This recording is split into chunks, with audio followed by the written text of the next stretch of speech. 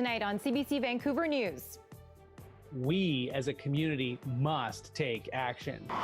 BC's COVID corridor, an alarming jump in new cases in Whistler and Sea to Sky Country. Also, my first feeling was sheer terror from a personal point of view. The lab tech who identified BC's first case, COVID-19, 1 year later, and you get emotionally tired, physically tired, and we're at that point right now. are we nearing the beginning of our end in the battle against the deadly virus? The dilemma that I have is One-on-one with BC's top doctor. This is CBC Vancouver News.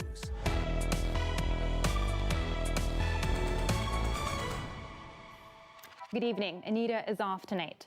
We begin this evening in BC's newest COVID-19 hotspot. The Sea to Sky corridor, which includes Whistler, is seeing a big jump in positive cases, almost 300 in the popular resort just this month. But as Joel Ballard reports, the spread of the virus is actually linked to locals, not out-of-town visitors. While the lineups at the Whistler gondola might give the impression the resort is bustling, those who live here liken it more to a ghost town during the week. There's no people. You don't walk down the village stroll. You don't see people. No one's sitting on patios. There is no lineups. It's just an absence of people. Yet positive cases of COVID-19 continue to mount. 288 people have tested positive between January 1st and the 26th. It's concerning, obviously, when cases start to climb. So far, 6 restaurants and bars have received exposure notices.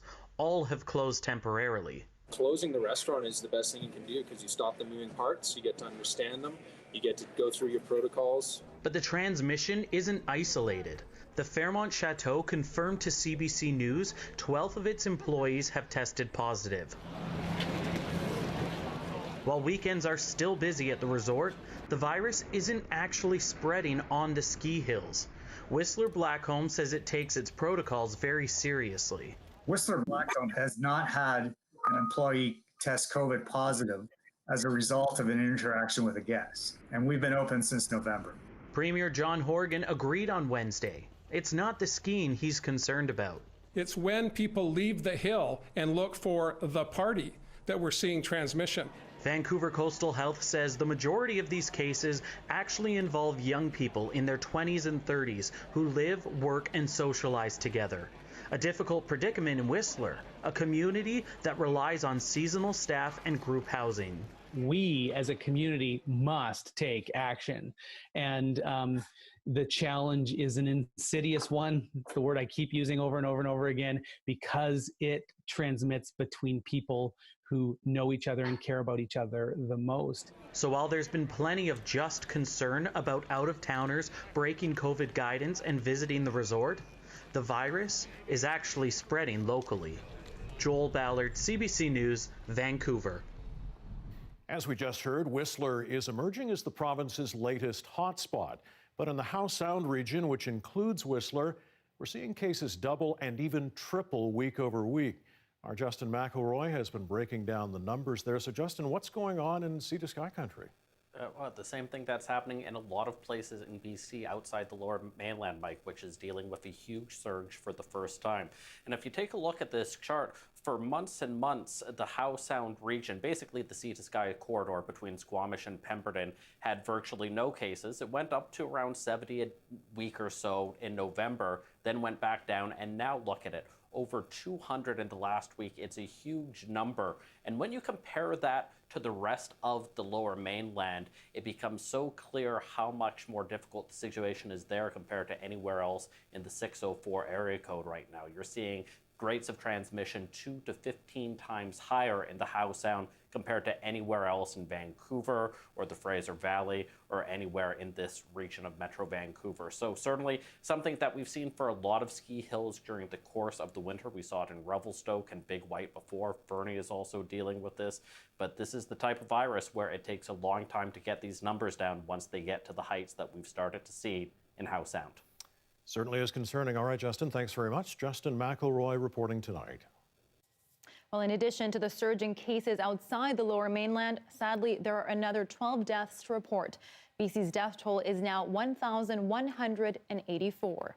546 more people tested positive for COVID-19. That brings our province's total caseload to over 66,000. There are 291 people in hospital, and it is the first time since November 16th that that number has been under 300. 75 of those patients are in critical or intensive care. Just over 4,400 of BC's cases are active, and nearly 7,200 people are under active public health monitoring. Over 127,000 doses of the COVID-19 vaccine have been administered. Roughly 3.3% of those are second doses. Might be hard to believe, but it's been 1 year since COVID-19 was first detected in our province. Tonight, we take you inside the command center where BC's efforts to find and fight the virus takes place around the clock. A year ago in this lab, Rebecca Hickman was by herself, running tests that she and her colleague Tracy Lee created just weeks earlier. I had taken to the habit of watching the test run because I was so afraid of getting a positive. And there it was, that dreaded spike on the graph, the first case of COVID-19 in BC. My first feeling was sheer terror from a personal point of view, but from a professional point of view, it was relief. Because to design, validate, and implement a molecular laboratory test usually takes months, if not years. And so to do that in the span of days is a huge achievement. She worked until midnight to verify the findings. And the next day, Dr. Bonnie Henry confirmed to British Columbians the virus was here. Late last night, we had a confirmation of a presumptive positive here in BC. It has been a tumultuous year for everyone. The workload in these labs, unprecedented. Doing that kind of increased testing has been one of the bigger challenges. Just the logistics of getting that many samples tested in a timely manner. The only constant has been change. This virus keeps on keeping us on our toes. Mel Kresden has been leading the labs here at the BC CDC and shows us around the hallways that are packed to the rim with boxes full of supplies. Given the global supply chains, where normally people would be ordering things just in time, we have basically converted to purchasing large amounts of materials so that we don't run out of all of the components to do the various tests. Shortages in supply have been a major issue. Early in the pandemic, there weren't enough supplies to do tests. And even now, with bigger, faster machines to do mass testing, they're held back. We barely have reagents to run these machines at this time. But testing is only one part of the equation. BC, once hailed for its response to the virus, has been seeing triple-digit cases for months. If I think back on some of the things, I would have probably tried to come in with more stricter restrictions in October when we were actually doing okay. But we had a rapid increase. And, you know, it's all about human nature as well. So it is very challenging. There have been some hard lessons and losses, with deadly outbreaks at long-term care homes and hospitals. And for everything we've learned about the virus, there is more we don't know. What also happened is this virus then throws another curveball, and that curveball is these variants. This lab now has its eyes set on the next challenge, testing for the new COVID-19 variants. And Tina, the lab tech you spoke to at the Center for Disease Control, Rebecca Hickman, she was relatively new to the job a year ago today?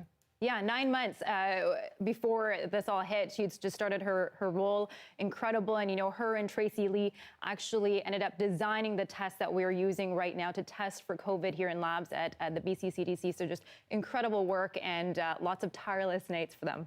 Yeah, it's been quite a year now. They're dealing with the variants as well. Yes, checking for those new variants. So they've been very busy, challenging, but they said, you know, rewarding year for sure. Doing good work. Okay. As frustrations grow around BC health officials' response to the pandemic, CBC Radio host Stephen Quinn sat down with Dr. Henry to address the reaction and dig deep into how she and her colleagues balance the province's safety with its economic stability. The dilemma that I have is you can never do enough.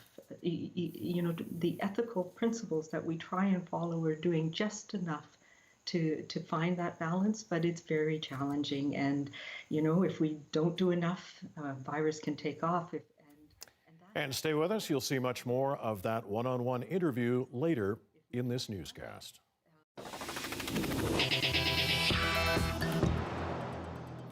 Some unusual developments today in the case involving some of the so-called Surrey Six. BC's top court is allowing 2 of the men convicted in the gangland slaying to argue their case in another court.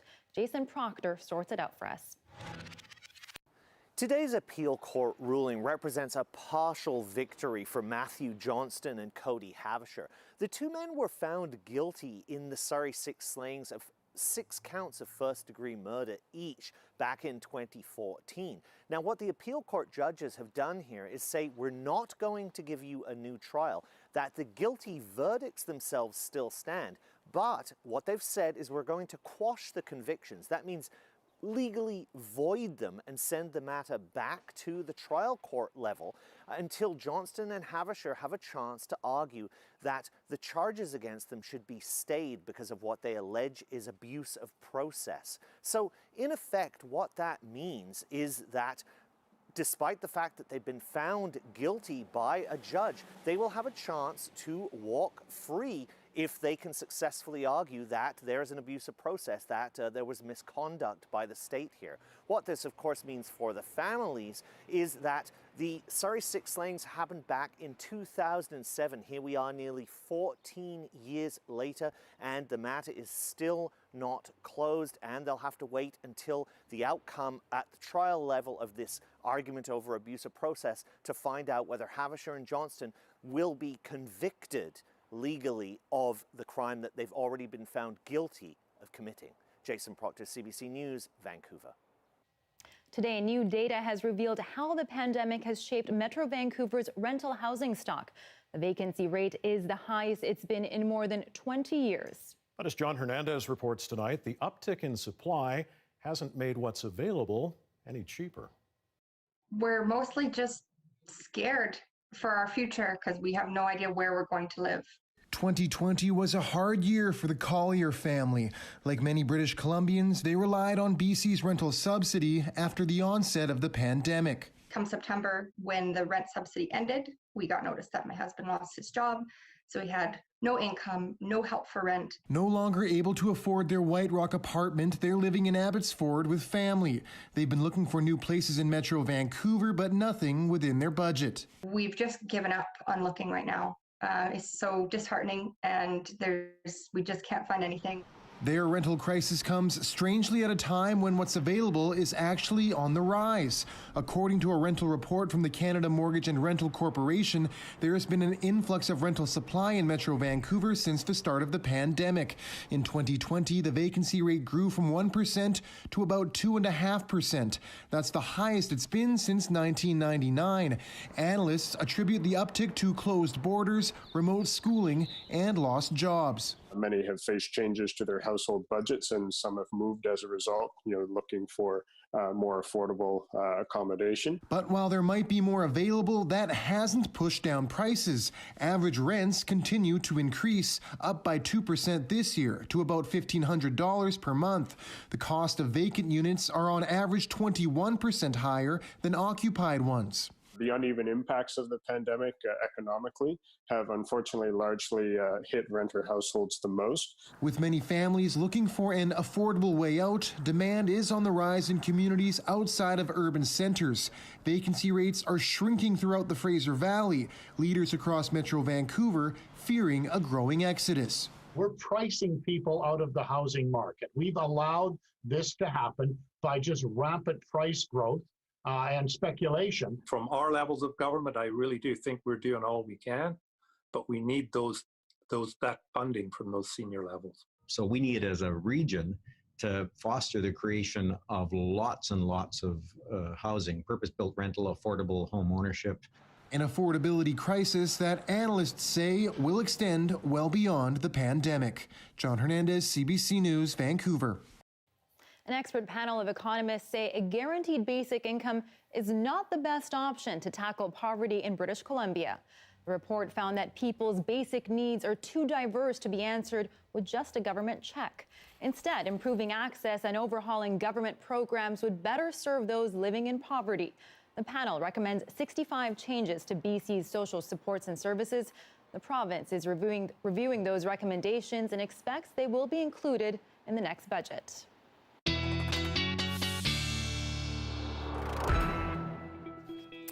Meteorologist Johanna Wagstaffe joins us now. Our first check of the forecast. Hey, that was a pretty decent day today. Decent evening on the South Coast. It was a nice change of things. Yeah, we deserve that one. And we're not going to get it for too much longer. I've got a good looking Friday forecast to talk about before big changes come this weekend. Something else, though, out today that I want to talk about is a special avalanche statement issued for the South Coast, a special public avalanche warning issued today, effective immediately and through the coming weekend. This is an interesting one. I haven't seen wording like this. They say it's a highly unusual situation. They're going to recheck the snowpack on Monday to see if it should be extended through next week. They've got a very deep week layered. And what's interesting is how long-lived they expect this layer to be, even once this new front rolls through. Take a listen to why this is such an unusual situation. What we have is a layer of surface hoar, which are sort of feathery crystals that grow up on the surface of the snow. Now we're getting new snow that's landing on top of them, but there's a lot of space there. So that is a layer which we expect is going to linger for several days after the storm passes. Yeah, I thought that was really interesting. And BC Avalanche saying there are so many tools available before you head out in the backcountry, but this weekend might be one to double and triple check or maybe reconsider altogether because of how highly unusual the situation is. Let me take you to the big picture. This is the storm cycle that we're watching as we head into the weekend. A mix of sun and cloud for tomorrow, and I will talk more about what that lovely day looks like, but just want to give you an advance heads up of this approaching front. This is what's going to change the game for us as we head into the weekend. It's basically opening the door to a return to mild and wet weather through the weekend and into early next week. So that was pretty much it for the winter interlude for now. I'll have the details on tomorrow coming up. All right. Thanks so much, Joe. We look forward to hearing more about all that rain. Today's Google Doodle celebrates the Vancouver poet and author Jim Wong Chu on what would have been his 72nd birthday. The Google homepage shows a digital sketch of Wong Chu in a neon-lit Chinatown street. He was a poet, author, radio show host, and activist who made his name in the Asian Canadian arts community by taking young artists and writers under his wing. He served as an editor for various Asian Canadian publications, one of which is the culture magazine Rice Paper, where he mentored Booker Prize nominee Madeleine Tien. His mentees remember Wong Chu as a welcoming figure in the Asian arts community, helping young writers navigate systemic racism here in Canada. Yeah, quite the pioneer. I mean, when I did my first Google search this morning, that came up, and I admit I was kind of like, okay, what was that again? And there you go. Yeah, it's kind of cool to see. You just kind of click on and you get to learn all about him and all the work he has done. And here's a reminder, you can also watch our newscast live on CBC Gem. Yes, and CBC Vancouver is also on Facebook, YouTube, and Instagram.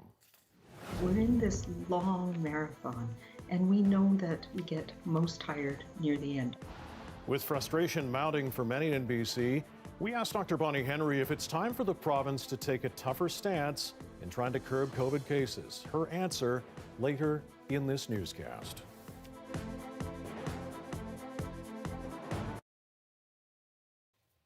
And thank you so much for staying with us during our commercial-free live stream. Well, okay, people may not be going out and about as much these days, but it turns out they still want something that they can put on their heads. As Matthew Moore reports, a Nova Scotia entrepreneur is happy to help. Vintage caps. Justin Ian Lee has been collecting and selling these hats since the pandemic started. He started his own company, Milk Caps. And you really have to tip your hat to his ability to collect. His personal collection includes vintage milk caps from the 1940s and 50s. He even has an actual milk cap, once worn by a milkman. I had one from every province, and people went berserk for them. At one point, he had over 2,500. Now, his stock is down to around 300 or 400. Look at that. This one is awesome. A vacuum mat. Dad was in the Coast Guard. They're a hot ticket item on Instagram. This is C&G electrical, or it sort of looks like a motorbike, if you put it on this side. He has acquired them in rather unique ways. I get a call from this guy and he goes, "My dad's got hats." And I was like, "What?" And he goes, "My dad's got hats." And I was like, "All right, well, you're talking my language now, baby. Like, what's up?" He picked up 700 hats from this man's collection.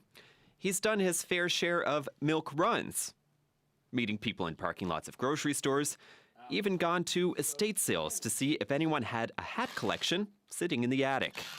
One of the main reasons why this business works, according to Lee, is because of two human elements: nostalgia and exclusivity. Many of these hats can't be found anywhere else. In particular, local hats from auto body shops, old breweries, and random locations around the province are hot sellers. He's learned that every hat has a story. Some even have personal connections. And be like, "Oh my God, dude, that was my grandfather's hat." And they'll send me a picture. This is a real story. They send me a picture of their grandfather wearing that hat from like the mid-70s. Lee says he has another large shipment of lids coming in, upwards of 700 to 800. And he hopes to continue learning more about the people under the hats as well. It's got like Glace Bay in there. Matthew Moore, CBC News, Sydney. As producer Matthew points out, we have somebody in our newsroom that collects things. Justin McElroy. That's right. He's got lots of pins. Maybe you should meet this guy, because that's quite a collection. Combine their collections and figure out where to store it all? I don't know. That would be some kind of sacrilege. You can't put a pin in a hat, or I don't know what. I think you can. Well, maybe you can. All right. Okay, back in just a few moments. More about the vaccine rollout. Until then, enjoy the view of downtown Vancouver on this Thursday night.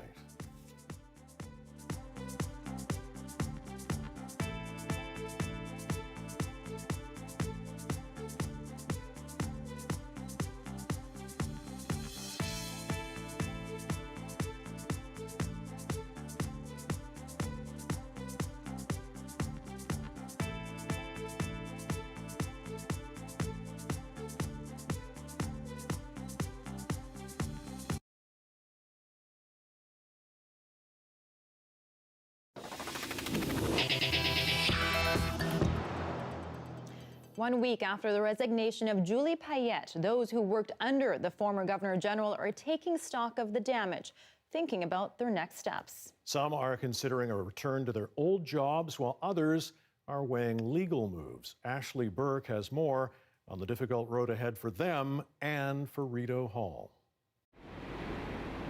The structure is still standing, but the culture has been destroyed. Many complainants described Rideau Hall to investigators as a toxic or poison workplace, and that it felt like they were walking on eggshells. Obviously, Madame Payette has resigned, so she's no longer in the workplace, but the damage there has already been done. Jennifer White has investigated other workplace harassment cases. She says the Humpty Dumpty phase comes next, picking up all the broken pieces and putting it back together again.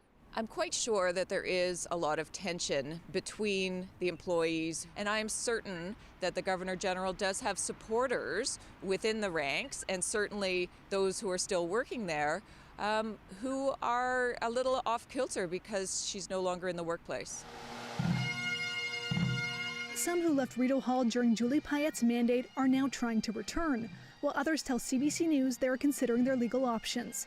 Some said they experienced symptoms of post-traumatic stress disorder, went on antidepressants, took sick leave, or left their jobs altogether. I think I left devastated almost every day. And it made it hard to it had an impact on my family because I was stressed and I was questioning myself and questioning, what I was putting forward. There was a lot of crying. I felt anxiety. The government's own workplace harassment directive states it must find ways to make people whole again, according to this employment lawyer.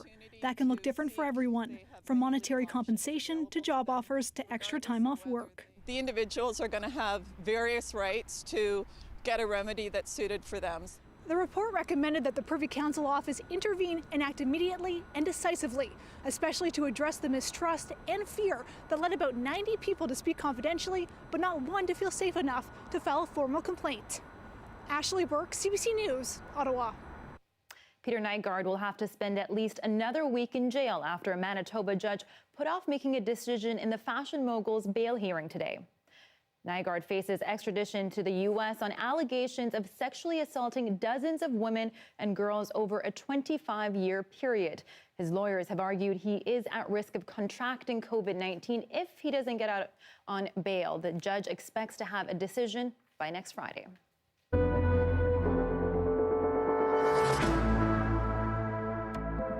Big questions are being raised tonight about the delivery of the Pfizer COVID-19 vaccine. Pfizer had promised 4 million doses by the end of March, but as David Cochrane explains, some premiers and opposition leaders don't think that'll happen. Pfizer has let us down tremendously. It's, again, unacceptable. Ontario's premier was angry today, so was the opposition. The latest cut of another 500,000 doses for Canada. Conservatives and NDP outraged that Pfizer cut Canada's first quarter doses from 4 million to 3.5.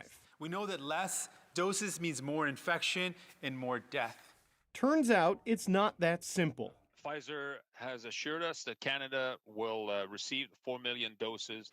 Pfizer isn't cutting total doses. What it's asking for is extra credit for what's already in the vial. Each vial is currently approved for 5 doses, but people have been squeezing 6 doses out of them, essentially getting one for free.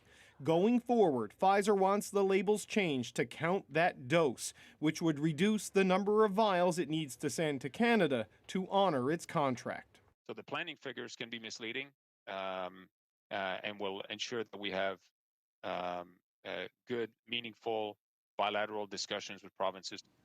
Those planning figures show smaller deliveries to the provinces because Pfizer is banking on credit for that 6th dose. It suggests a big drop in supply. But Fortin says Pfizer will send bigger deliveries if it doesn't get the extra credit. And Pfizer's very much aware of that and will plan accordingly and scale up their numbers if that's what is required. But they have assured us 4 million by end of March. So Canada should get the doses it was banking on by the end of March, but the next few weeks will be rough. Pfizer deliveries are down by about 80% due to upgrades at its plant in Belgium. They should ramp up substantially by the middle of next month. David Cochrane, CBC News, Ottawa. And while Pfizer is confident each of its vials has enough vaccine for 1 more dose than Canada is prescribing, at least one medical expert CBC spoke to is skeptical. If you have a bottle with 30 pills in it, well, you know there's 30 pills in that bottle. There's no way it's not 29, it's not 31. You know there's 30 tablets there. When we're talking about a liquid, there's always some degree of variability, and I think we have to prepare ourselves for the possibility that there might be circumstances where we can't reliably extract 6 doses from every vial. So that's the thing that makes me a little bit nervous. Getting that extra dose requires the use of a smaller syringe that allows less vaccine to go to waste with each injection. Health Canada's vaccine regulatory team is now considering Pfizer's request. I think back on some of the things that I would have probably tried to come in with more stricter restrictions in October. Reflecting on the first year of COVID in our province and addressing British Columbians' current criticism. Our one-on-one with Dr. Bonnie Henry coming up.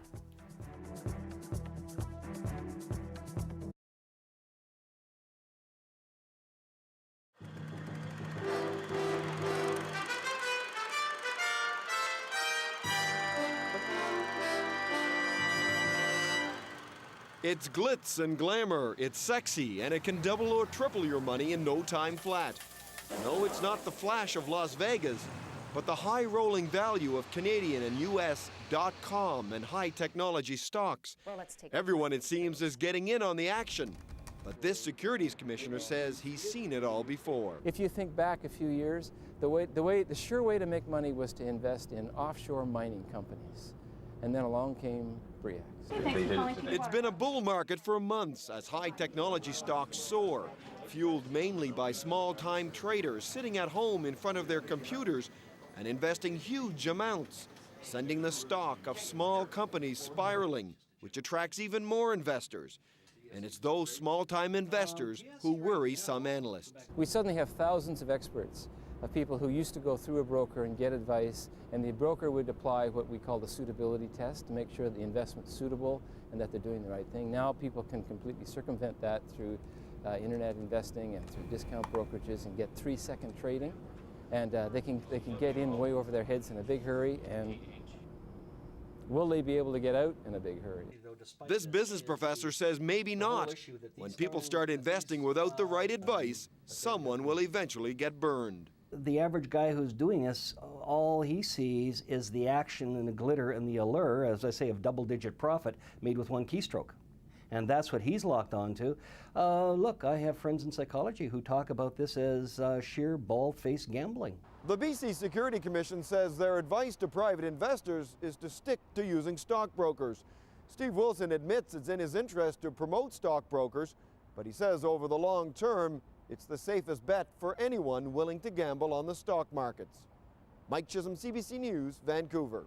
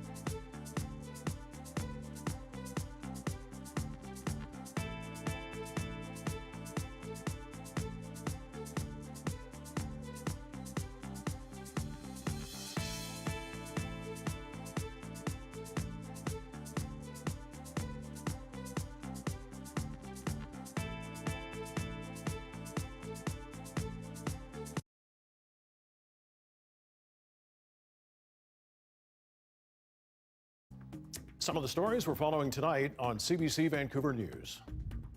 It's concerning, obviously, when cases start to climb. And that is what's happening in Whistler. Almost 300 cases of COVID-19 have been identified in the resort between January 1st and 26th. Vancouver Coastal Health says most are connected to young people in their 20s and 30s who work, live, and socialize together. In the past 2 weeks, the number of cases per capita in the Howe Sound region, which includes Squamish and Pemberton, has been 2 to 13 times higher than anywhere else in southwest BC. Nearly 1% of the region's population becoming infected in that period of time. Dr. Bonnie Henry is reporting 12 more deaths from COVID-19 in our province and 546 new cases of the virus. Hospitalizations are dropping. 291 people are in hospital, 75 of them in intensive care. Our one-on-one with Dr. Bonnie Henry in just a couple of minutes. And as we've said, BC is seeing outbreaks right now at some tourist hotspots, and that has some people demanding new, tougher travel restrictions. We managed to bend the curve on the second wave, but case numbers have now plateaued. Here's Tanya Fletcher with where exactly the problem appears to be.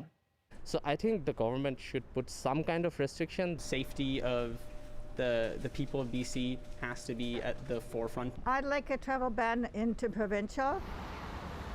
The calls are growing louder for BC to tighten its borders, a day after the Premier again refused.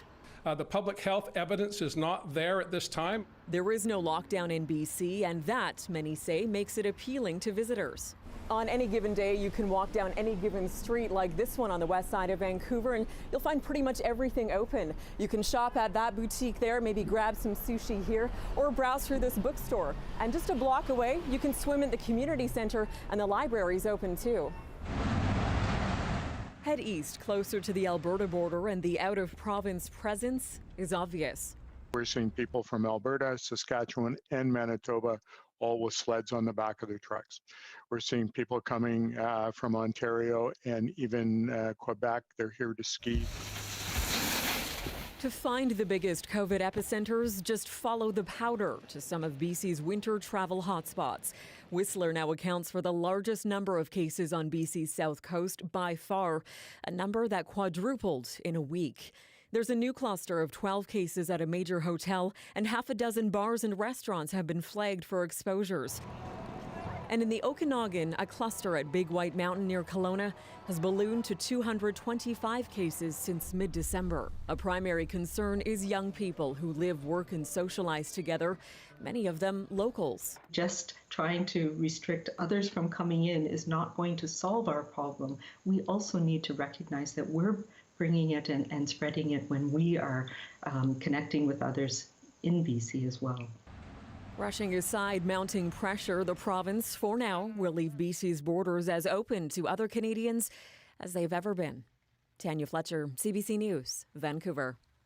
And at the end of the first year of BC's outbreak, frustrations around the province's response are growing. Dr. Bonnie Henry's latest call for British Columbians to do more was met with anger online, and the counter from some that it's time for officials to step up their response. CBC Radio's The Early Edition spoke to Dr. Henry this morning near the end of a turbulent week. Here's a portion of that interview. Dr. Henry, much has been made of something you said earlier this week where you asked British Columbians to do more. And we've heard from many people who have said, if you want them to do more, we need more transparency from the government about exactly where transmission is happening and how this virus is spreading. Can you give that information to people so they can do their best? Yeah, so when I talk about doing more, I'm talking about where we are right now. We're in this long marathon, and we know that we get most tired near the end. This is a very difficult time, and when I talk about doing more, for many of us, the vast majority of us who are doing our best right now, it's about reaching out and supporting each other, and supporting those we know who are bending the rules or feel those rules don't belong to them or don't apply to them, reaching out and bringing them along too. And for people who feel these rules don't belong to them, I'm talking to you too. It's never too late to rejoin our fight, our challenge here to get through this together in the next few weeks and months. And 1 year later, we are certainly not where we would like to be. Our daily case counts are in the 400s or 500s. They have, as you said, plateaued. And when he was asked by reporters yesterday if there's anything we should have done differently or done sooner, Premier John Horgan said yes and yes. What do you think could have been done differently or done sooner? You know, I think challenges are that it's easy to look back and say, we should have known this or we should have known that.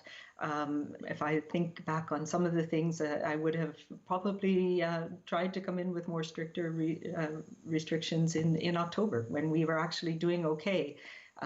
But we had a rapid increase. And, you know, it's all about human nature as well. So it is very challenging. And I think there'll be lots of time to go through the woulda, shouldas in detail in the future. You have said that we need to live with this virus, and so BC has not had full lockdowns or curfews that we've seen in other provinces, but instead you've been asking workplaces to have safety plans, that people limit gatherings, keep their bubbles small. Is this now the time for the province to be taking a tougher stance?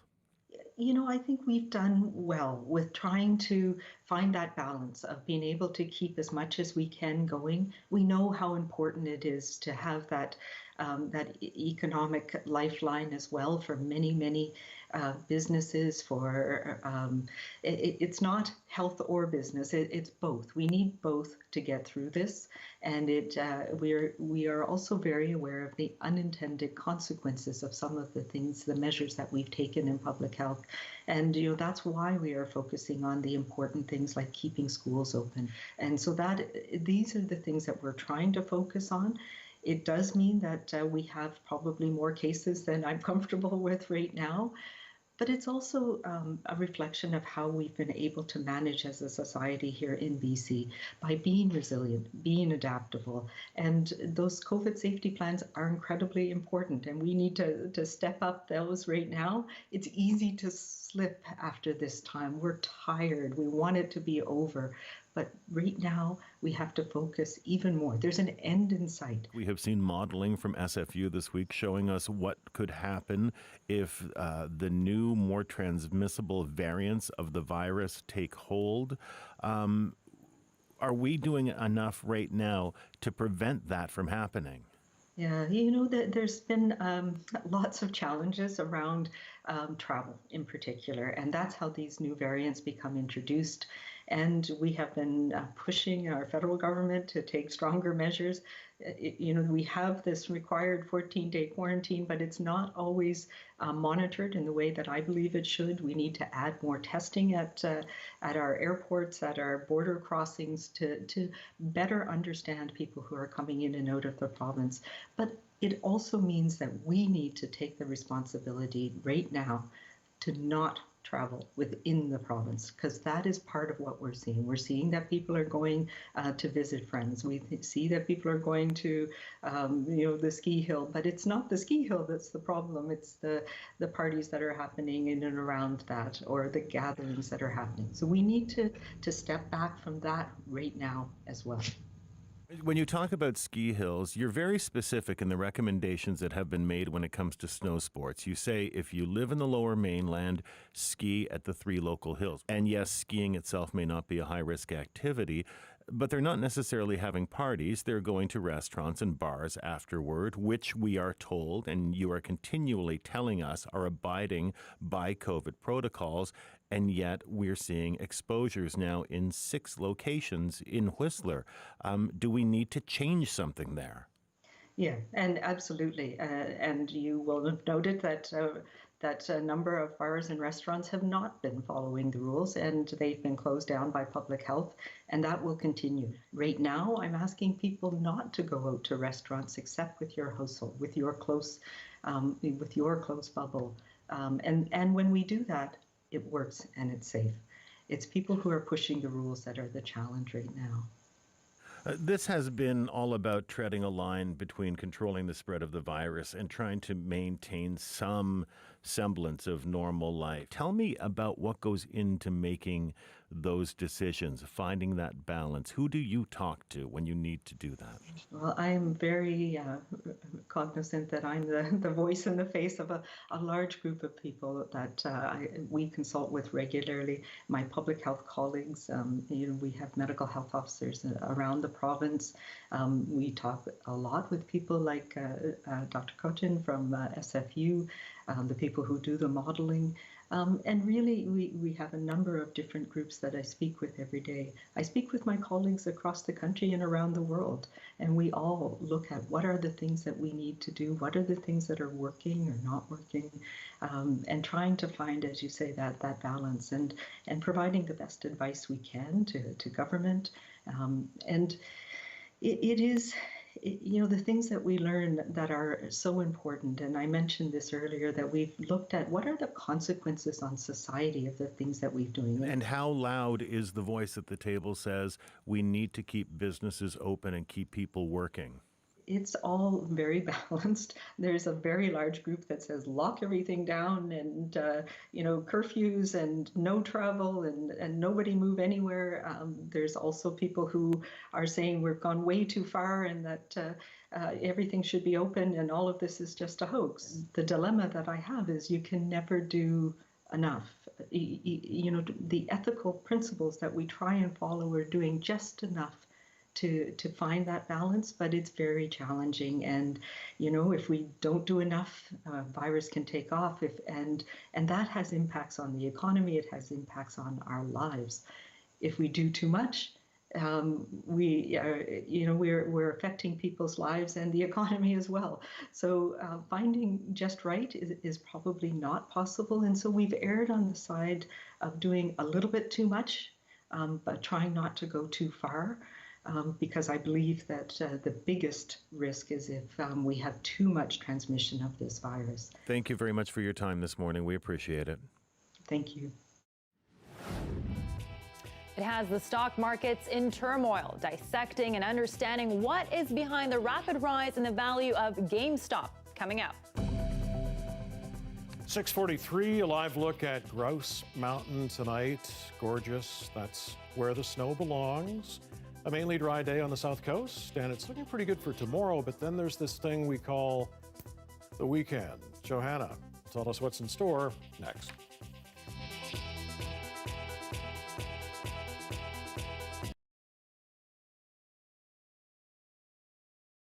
My name is Alexis. I was born with one hand, and I just gave birth to my first child. Before Joven, I was always a little nervous to hold other babies. Before giving birth, I was practicing dressing a stuffed toy in a onesie with snaps, and I struggled so much, I thought, how am I ever going to dress my baby? But once Joven was here, everything changed. We received some hand-me-downs with zippers, and I started with those, but soon I ventured into snaps and pants and shirts, and I just did it in my own way, and it worked out really well. It takes a little longer sometimes, and sometimes it doesn't, and Joven never really minds anyway.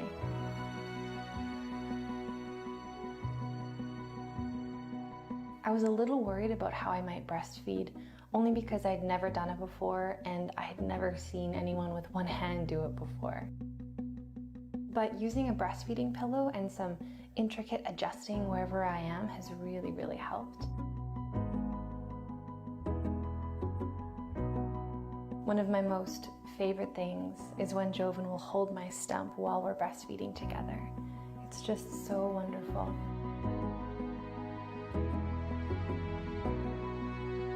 I think I'm your mom, and this is your mom's body, and it's the only body in the world like this, and you know it as your mom's body. Babies are so physical, so I feel like I've been challenged and stretched in ways that are completely new to me. I mean, I have been adapting the way I do stuff with one hand ever since the day I was born, slowly over time, but babies, when they come, they're here now. So it's been a really exciting learning curve. My feet and mouth have become almost like extra hands, and I'd be really curious to see if Joven picks up on it and starts to do it one day too. I love how I use my stump to scoop up my baby, and Joven's learning what being picked up by me feels like, that one arm is going to be a little different than the other, and it's just a beautiful team effort between the two of us. My whole parenting journey has been even more incredible because of my partner, Allison. I just love watching Allison with Joven, and I appreciate so much how we problem solve things together as a family, and just having her incredible support has made this the most joyful thing I have ever done in my life.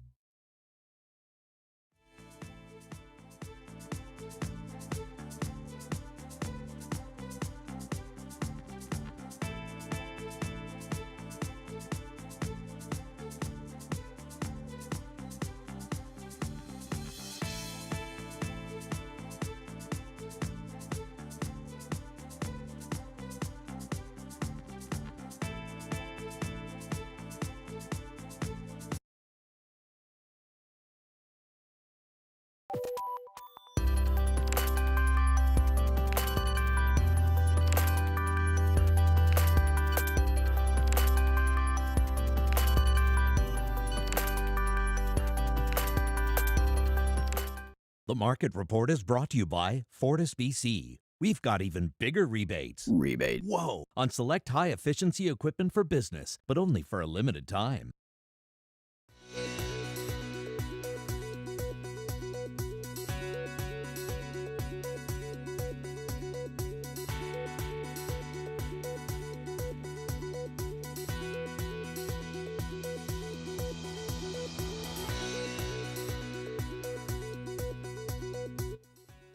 Looks like the party may be over for a group of amateur traders who drove up the price of GameStop shares.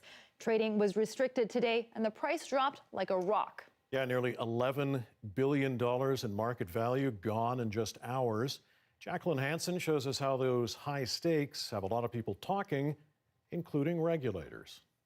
You can't just change the rules without telling anybody in the middle of the game. From Twitter to TikTok and even in person. Hey, uninstall Robinhood. Get it off your phone. Outrage that trading platforms could pour cold water on the wildfire that is GameStop. I would also like to profit from other people's misfortune. I'm sorry, we've halted trading on all of those stocks. Shares of the struggling video game store became the target of millions of non-professional retail investors on a Reddit forum, enabled by apps like Robinhood that offer easy use and zero commission.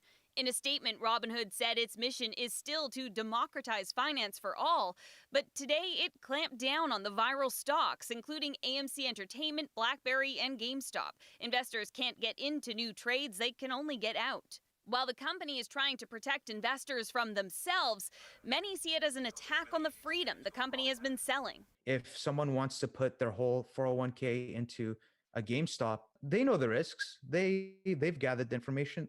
So what's the problem? Now officials are taking notice. Interesting, isn't it? I understand that the administration is taking a look, the SEC is taking a look at what that is. But we'll all be reviewing it, but interesting. For the little guys, it's about buying into something bigger. I think it was pretty cool that the power of, I guess, a bunch of middle-class people could have over all these wealthy hedge funds. Canadians can't use Robinhood. Many use Wealth Simple. That company is putting warnings on high-flying stocks, but not restricting anything. It's up to clients to make those decisions and choose the appropriate level of risk for themselves. And investors seem to be taking notice. We've seen a 50% increase in new account signups this week and more than doubling of the amount of trading volume on the platform. Whether it's a game they ultimately win or not. Jacqueline Hansen, CBC News, Toronto.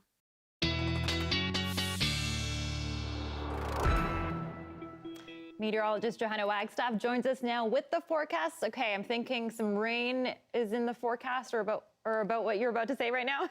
That is great foresight. Yes, there is definitely some rain in the forecast. You nailed it. We do get a dry Friday, as I alluded to earlier, mostly dry Friday anyway. I thought I would start off with the big picture across the country. Once again, check in on the temperatures coast to coast. We've got that cold air beginning to retreat that was in place across the prairies. Some fresh snow and a blue sky day with cold wind chills in through Toronto, and still in that cold snap out towards the east coast. A 0 in through Kelowna. Let's take a look at our zoom in temperatures. 5 right now at YVR. Temperatures will still be getting down to the low single digits, but as we head into the forecast for tomorrow, we're going to start to see milder air move in for the weekend. So this is our break between systems. Our swirling low that was sitting beneath us is continuing to dissipate. We don't get much of a break, but there it is before the front rolls in for Friday night, and that's as early as we could see the showers start Friday evening. And there is still a chance, I should mention again, of a few stray showers tomorrow morning. So bookended by showers for your Friday before a mix of sun and cloud afternoon. We will get some fresh snow with this system for higher elevations of both the island and our coastal ranges. And then look at that second low sneaking in behind that front. That's what will bring the continued raid for Sunday. Look at the conditions across the province tomorrow. It's a nice one for almost everyone. You don't get into that cold front until the weekend. So Prince George all the way down through the Kootenays and the southern interior, a nice one, especially after places like Kelowna digging out of a fresh 5 centimeters fluffy snow through today. And the snowfall warnings and the winter storm warnings in place for the highway passes have ended. So a bit of a break, but a reminder that we do have that special avalanche statement for the South Coast in effect through the weekend. Okay, taking you through our forecast. Watch as we get through the early morning hours. Just some sprinkles showing up in the forecast, mainly up towards the Tri-Cities area. They're really isolated if we do get them. It's not an all blue sky day, as I mentioned, mainly cloudy, but we'll see some sunny breaks out there. Better chance of seeing the sun through the first half of the day, and the rain should hold off until Friday overnight into Saturday, and that's when we get the first of a couple of waves of moisture. Saturday doesn't look like a washout at this point. You'll notice milder temperatures. Our seasonals for this time of the year around 7 for our afternoon highs and 1 for our overnight overnight lows. So we're getting there by the time we hit Sunday into Monday. Sunday definitely looks like the rainier and the windier of the days. Lingering through to Monday, I think we've actually got 3 separate systems in there, Saturday, Sunday, and Monday. And coming out the other side with some sunshine for Tuesday, mix of sun and cloud in there. So I've got some sun on both ends of the forecast. That's not bad for this time of the year. You're right. Not bad. Thanks, Joe. You're welcome. It was a low tide discovery that ended up as a big find. What was revealed behind the seaweed and the sand next.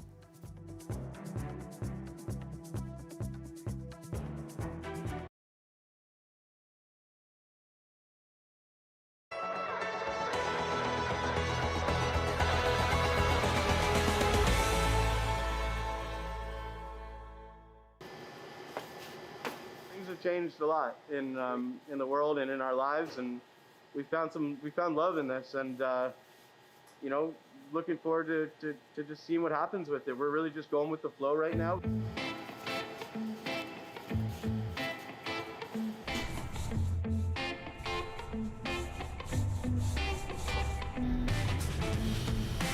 First night we actually did a batch of bagels each in our respective homes over FaceTime.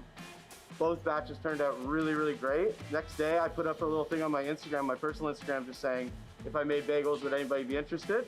And, you know, a number of people responded, so we figured maybe we got something here.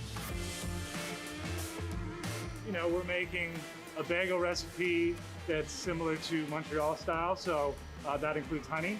You know, more or less traditionally, it's a more or less basic bread recipe, and then we boil them, so that's an important factor, and then seed them and bake them. The bagel company called Sherm's, named after my grandfather, Sherman Leibovitz, who passed away a few years ago. Was a bagel lover and an amazing, amazing guy in Philadelphia. Actually ended up getting blacklisted and thrown in jail in the McCarthy era, but ended up beating the case. Is a real hero in my eyes, and kind of a really nice way to honor him. Through food, and getting to say his name every day has been incredible. Yeah, we put up the first pre-sale and it sold out within 30 minutes and sold out for 2 weeks till February 1st. So, you know, now having upped our production and a bigger kitchen, we're hoping to, you know, continue on that same path. I'm gonna go back on tour at some point soon, hopefully. He's gonna be back in the studio producing records, writing, and working with artists. But this is kind of something that we see that we can be able to do in conjunction with music. Welcome to the highly requested video of me just writing on my stenograph machine. I'm at about 40 words per minute. I decided to post about it on TikTok because I'd never seen it before and I thought people might be interested in it.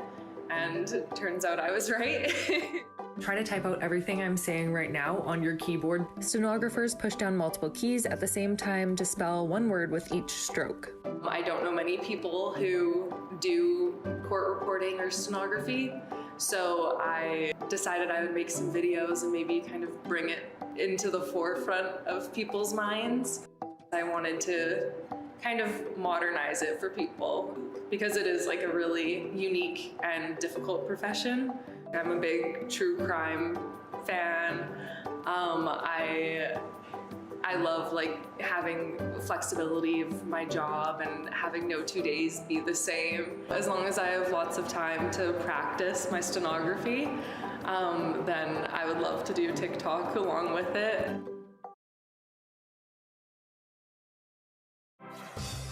Hi, I'm Amy Bell, and here's what's in your CBC Vancouver inbox. CBC is proud to sponsor the 27th annual online Victoria Film Festival, Vancouver Island's largest and longest running film fest. Get your tickets today at victoriafilmfestival.com. And never miss a special programming series or contest. Subscribe to CBC Vancouver's e-newsletter at cbc.ca/Vancouver inbox and keep connected with us.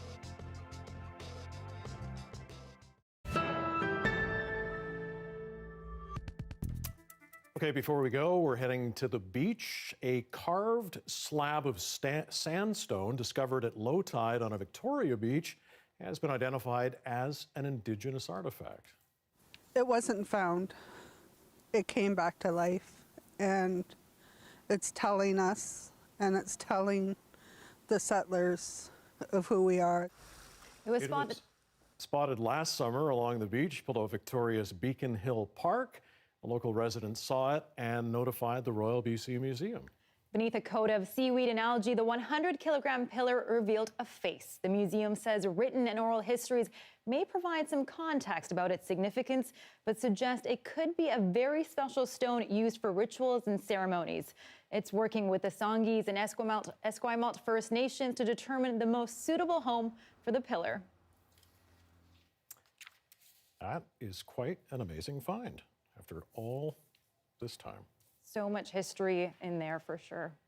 And before we go, I just want to ask you quickly about your BC CDC visit, because as we know, today was this was a year ago today, the first case of COVID diagnosed in our province. You had a chance to talk to the lab tech that not only made that initial discovery, but also helped develop the test for it. So she has an amazing story to tell, but their work really continues as this disease continues to spread. It really does. I mean, those new COVID variants that they're testing for, checking to see when there is an outbreak, where those different cases are from. So linking all that, they're doing some really important work for sure. Sure are. Hard to believe it's been a year. All right, thanks for joining us tonight. Tina, thank you for filling in. Anytime. Appreciate that. Dan Burt's here at 11 after the National. Thanks for watching. Have a great night. Good night.